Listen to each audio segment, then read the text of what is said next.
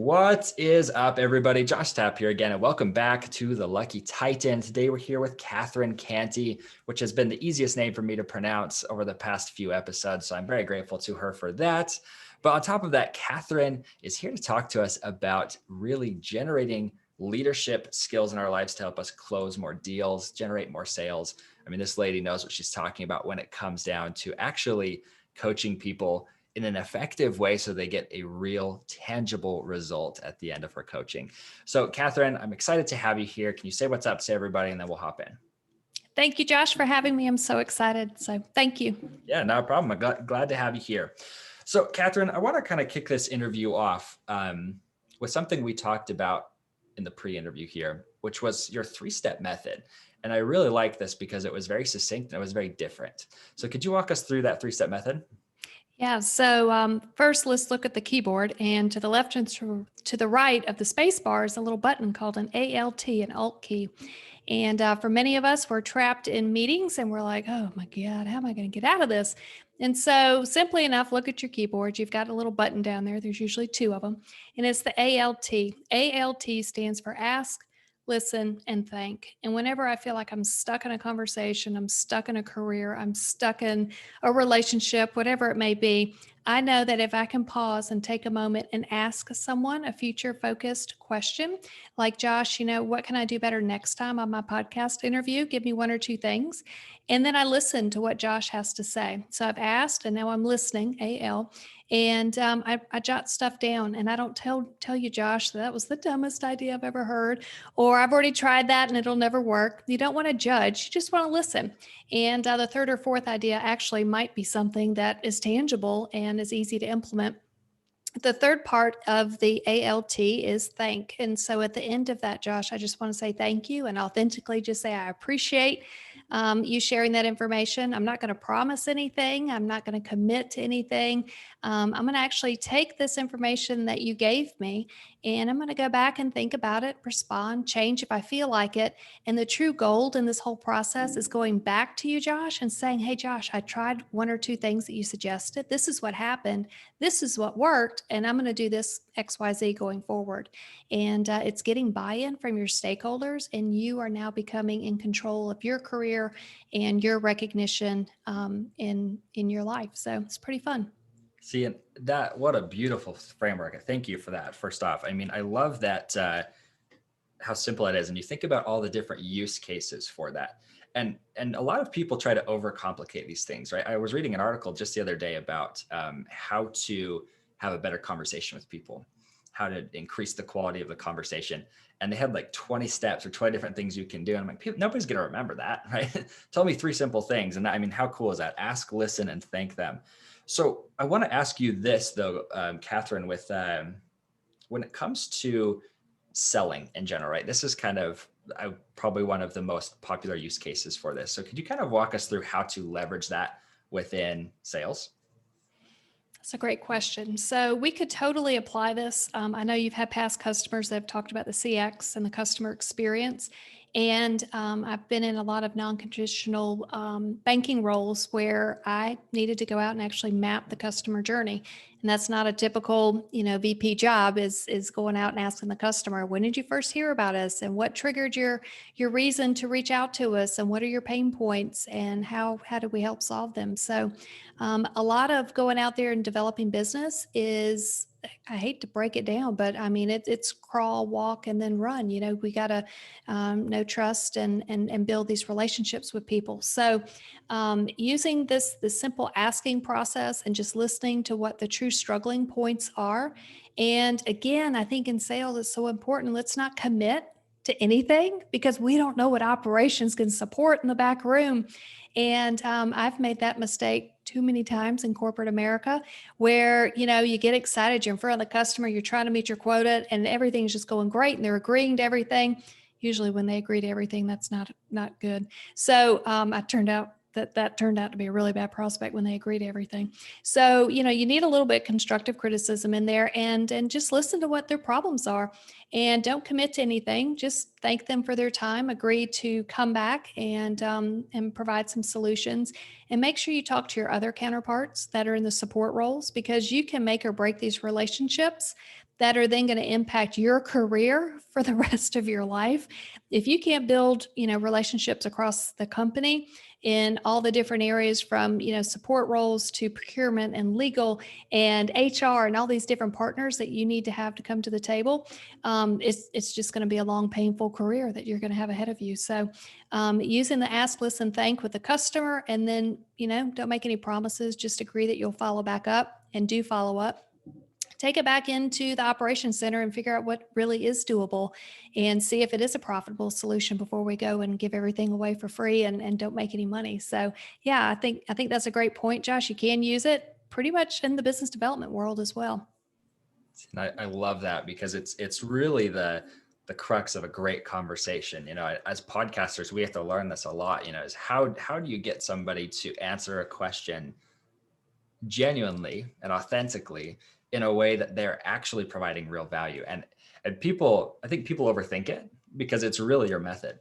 Just ask a future-based question, or a question that sparks your own curiosity.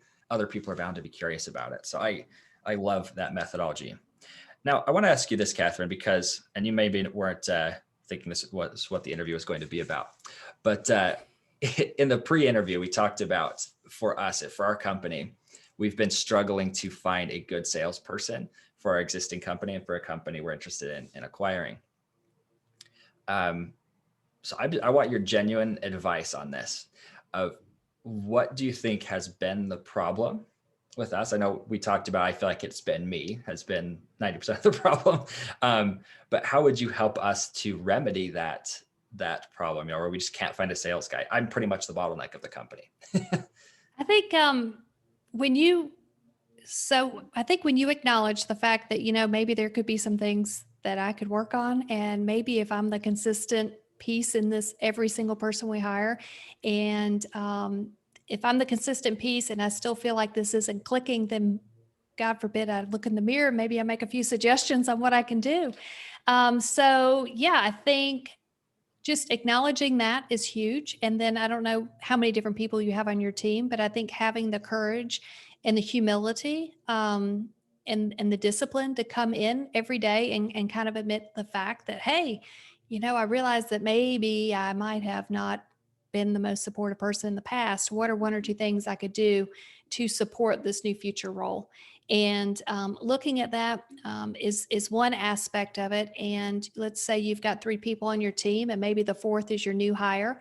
And maybe you don't fully commit to the new hire. Maybe you just do a 6-month temporary hire, and let's just explore this and lean on that new hire to document each month. What are they learning from you? This is something that I do a lot with my coaching folks is, they're growing within the organization, but they can't keep up with all this knowledge that they're passing down because these companies are growing so fast. And when you're bringing in new people, they are just learning so much information that's really just, you already know all this stuff. So we lean on these newer people to document and just put in a couple of procedures a day, not a big deal, but let's just start looking at these processes that this person is working on, and where's their time going, and is it the most effective? And if that can help speed up your next hire, because you've documented some pretty good baselines in the beginning for these new hires, and maybe some of it's consistent and you can just cut and paste and use it for your next hire that may not be the sales position. So I think, in listing your stakeholders, if you've got 3 or 4 people, asking them, what can I do in the coming month to support this new position? Listen to what they have to say, because these people that work close with you, they know you better than anybody else. And they're probably going to confirm what you already know. And don't commit to anything, but just see what you can execute. And then the second thing is maybe just do a temporary hire and just say, hey, we're going to try a 6-month, no commitment. And these are the 3 things that I really want done in the next 6 months. And if you can do these 3 things, let's talk for another 6 months after that. And I'd almost challenge that person and say, these are the 3 things most important to me. Do you think they need to be adjusted or tweaked?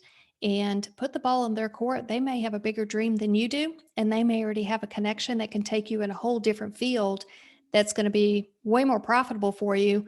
And you've just brought these 2 brilliant brains together, yours and your new hire. And man, you could just totally compound what you're doing. So future focused questions, enrolling your stakeholders, a temporary hire, and engage with them to be able to document these processes that they're learning from you. So it takes the heat off of you, and then challenge them to think about what can they commit to for the first 6 months.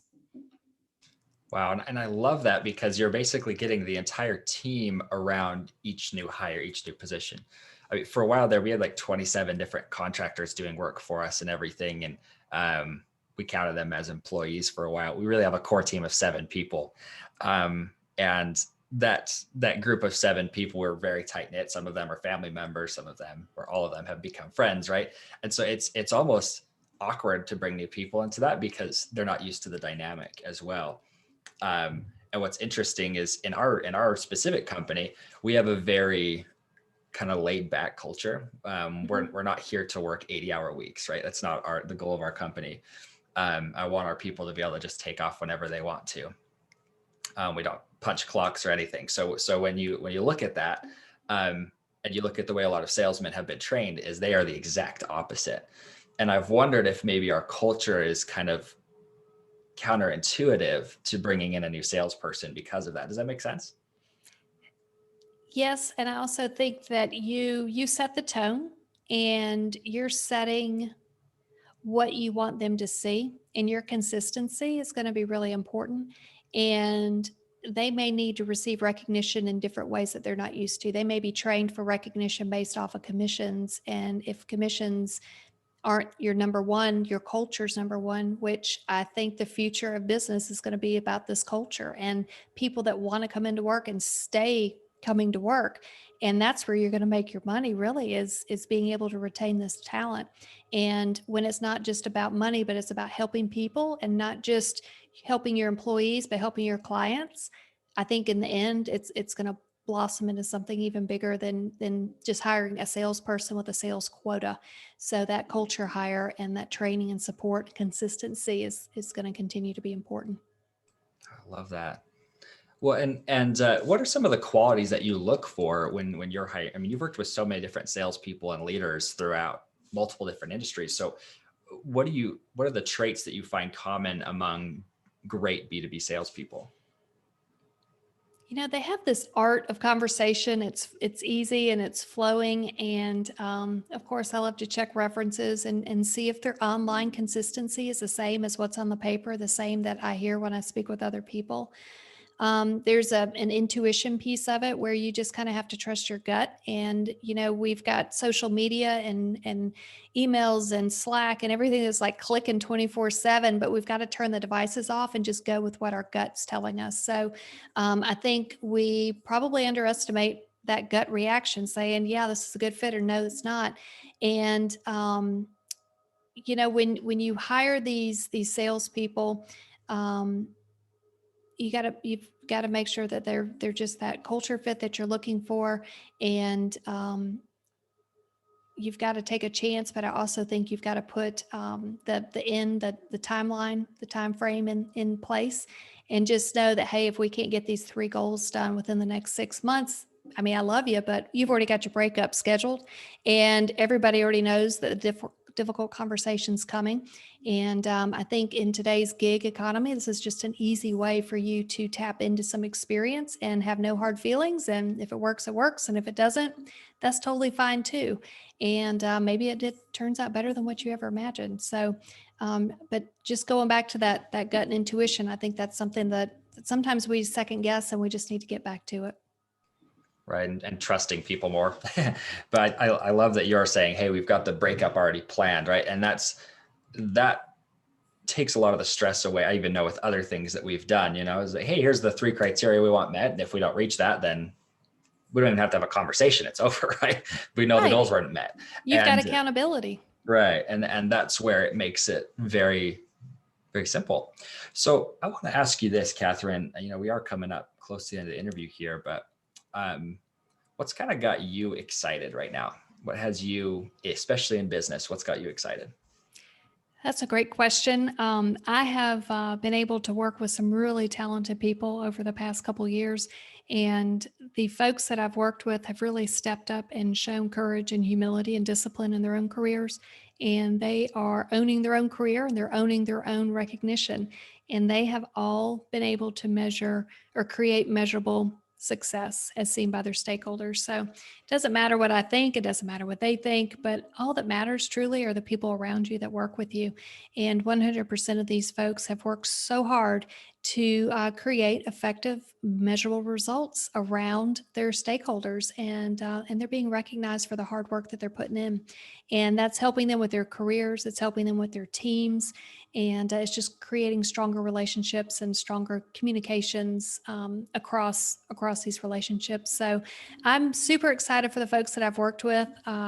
If there's ever more opportunities to just keep promoting and supporting and helping these folks out there, that's what I want to do. And I've had a countless number of people that have helped me over the years. And this is just one way of being able to give back. I love that. How cool is that? I mean, it's fun to see that your clients become almost like your kids or your best friends, because you genuinely care about their success. So, there's a lot of ways to get into Catherine's world, everybody. I mean, if you look at social media and everything, she's got a great presence. She's got her website, everything. You can absolutely connect with her in all those places. But Catherine, how should people enter your world? My website is definitely the easiest, and I think working with people, if you can keep it easy, that's the name of the game. So CatherineCantey.com is my website, and I have free resources out there. So if you ever want to take a look at other podcasts that I've been on, free resources as far as if you ever wondered what the difference is between a mentor and a sponsor. I think we totally underestimate the emphasis on sponsors. We need these for our careers and our communities. And there's other kind of resources out there, white papers on how we help close the broadband gap and things like that. So my website, and then you can go under free resources if you want to check out more information. And LinkedIn, my name is out there as well. And that also connects you back to my website. Love that. So make sure you go check that out. So it's CatherineCantey.com. That will be linked here in the description as well. But I mean, as you saw in this episode, I mean, she's obviously very, very good at training people. I mean, I've already got a page full of notes here on what we need to be doing as far as our next step with salespeople. So I do want to thank you, Catherine, so much for coaching me today and letting everybody else listen in on that. But I do have one final question for you.